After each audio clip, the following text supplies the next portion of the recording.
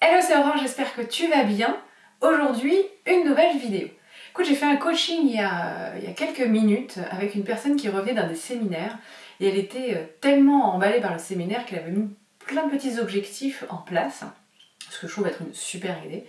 Et puis on en est arrivé à la question que je pose très régulièrement dans ce genre de cas qui est ok, tous ces petits objectifs que tu as mis, comment est-ce que tu sais de manière sûre et certaine, de manière spécifique, ce que tu as réellement mis en place chaque jour. Parce qu'elle s'est donné des objectifs à faire chaque jour, chaque semaine, chaque mois. Mais finalement, qu'est-ce qui lui permet de mesurer ce qu'elle a réellement fait ou pas? Je sais pas si ça t'est déjà arrivé, mais moi personnellement, je me rappelle d'une époque, la fameuse époque où tu veux faire du sport, très motivé, tu dis je vais faire 50 abdos par jour, tous les jours, et c'est parti. Et puis le premier jour tu le fais, le deuxième jour tu le fais, le troisième t'en fais que 30, le quatrième tu le fais pas parce que ta grande tante a débarqué, le cinquième jour, le sixième, et puis bon, au bout de 2-3 semaines, on te demande ce que tu fais et tu dis ouais j'ai mis en place des abdos, tous les jours je fais des abdos, puis dans ta tête tu te dis alors c'est pas vraiment tous les jours mais bon j'en fais maintenant, et puis à un moment donné t'arrêtes. Et puis finalement, non seulement t'as pas vraiment su ce que t'as fait, réellement, et en plus, t'as arrêté, donc ton estime de toi a baissé. Donc moi, ce que j'ai mis en place, c'est un tableau, c'est une sorte de suivi, pour ceux qui connaissent ce terme, d'indicateur de performance. C'est un peu chiant dit comme ça, mais ça te permet ça te permet d'arrêter de te mentir à toi-même, concrètement. Ce tableau, je te l'explique, peut-être que je te le montre, je te le ferai certainement apparaître sur la vidéo. Ce tableau, tu peux le faire sur Excel, tu peux le faire sur papier, peu importe, c'est peut-être plus rapide sur Excel, mais il y en a qui aiment bien faire des jolis tableaux. Donc tu peux le faire sur papier.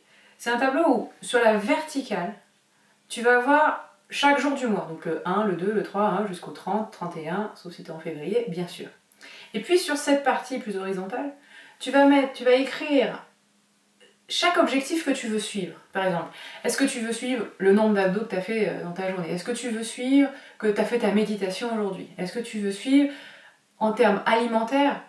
Par exemple, qu'est-ce que tu peux mettre? Je fais des jus de fruits et légumes le matin, donc par exemple, est-ce qu'aujourd'hui j'ai fait mon jus? Tous les objectifs que tu peux te mettre comme ça, tu peux les mettre sur cette partie horizontale de ton tableau.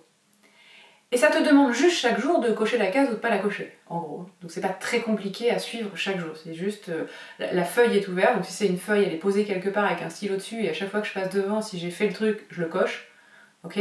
Et si c'est sur Excel, j'ai la page Excel qui est toujours ouverte, et quand je le mets sur mon ordinateur, ça me prend à peine une minute, je coche réellement ce que j'ai fait ou pas fait.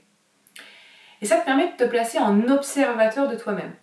C'est-à-dire qu'à la fin du mois, tu regardes concrètement qu'est-ce que tu as fait ou qu'est-ce que tu n'as pas fait. Et là, ça te permet d'arrêter de te mentir à toi-même, parce que tu vas voir qu'il y a des moments où tu y arrives plus que d'autres.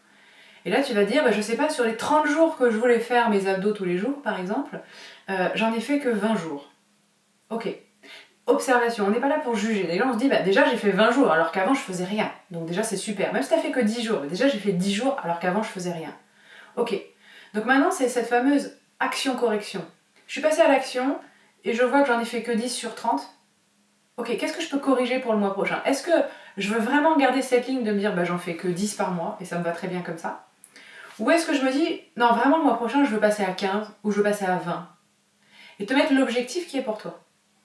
Et donc le mois suivant, tu refais le même tableau, et là tu te dis, maintenant je vais focaliser à en faire plus que le mois d'avant. Et donc tu es dans le progrès.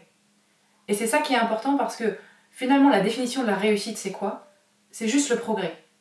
Et le progrès il n'est pas obligé d'être énorme, ça peut être un tout petit pas. Et si chaque mois tu as progressé un petit peu dans un ou plusieurs thèmes que tu auras voulu suivre, c'est donc une réussite pour toi. Et donc ton estime de toi va remonter, ta confiance en toi va remonter, et c'est l'effet boule de neige, mais dans le bon sens. Donc ce que tu vas nous partager dans les commentaires ci-dessous, c'est quelle est cette petite chose, ou ces petites choses, ces 2-3 petites choses que je me disais que je voulais faire, mais que je faisais, mais pas vraiment, et que je savais pas vraiment comment je le faisais, ok? Et que je vais suivre à partir de maintenant. Et peut-être tu peux nous partager carrément ton tableau ci-dessous avec quelles sont les lignes que tu vas à partir de maintenant suivre par mois et en quoi tu t'engages à progresser tous les mois. Je te dis à très bientôt dans une prochaine vidéo.